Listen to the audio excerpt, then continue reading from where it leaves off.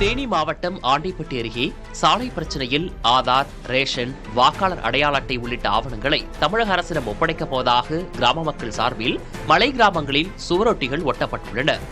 கடமலை மயிலை ஒன்றியம் நரியூத்துமலை கிராமத்தில் 2000க்கும் மேற்பட்ட மக்கள் வசித்து வருகின்றனர்.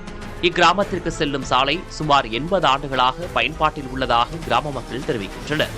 இந்நிலையில் சாலை புதுப்பிக்கும் பணி நடைபெற்ற நிலையில் சாலையில் சுமார் 1 கிலோமீட்டர் வனப்பகுதிக்குள் வருவதாக கூறி வனத்துறையினர் சாலை அமைக்கும் பணியை தடுத்து நிறுத்தினர்.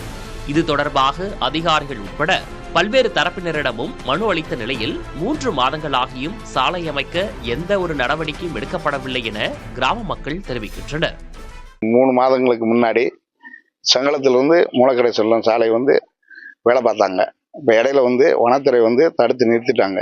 இதை பொதுமக்கள் அதிகாரிகிட்ட எல்லாத்தையும் எடுத்து சொன்னோம். இதுவரைக்கும் எந்த நடவடிக்கை எடுக்கல. இது கண்டித்து வால் போஸ்ட் கூட நாங்கள் அடித்து பார்த்தோம். இதுவரைக்கும் அதிகாரிகள் யாரும் வரல. யாரும் என்ன ஏதுன்னு கேட்கல. இந்த இதை நடவடிக்கை எடுக்கலன்னா 6/10 எங்களுடைய உரிமை கார்டுகளில் போக ரேஷன் கார்டு, ஆதார் கார்டு எல்லாமே கலெக்டர் மூலம் ஒப்படைக்கப்படும்.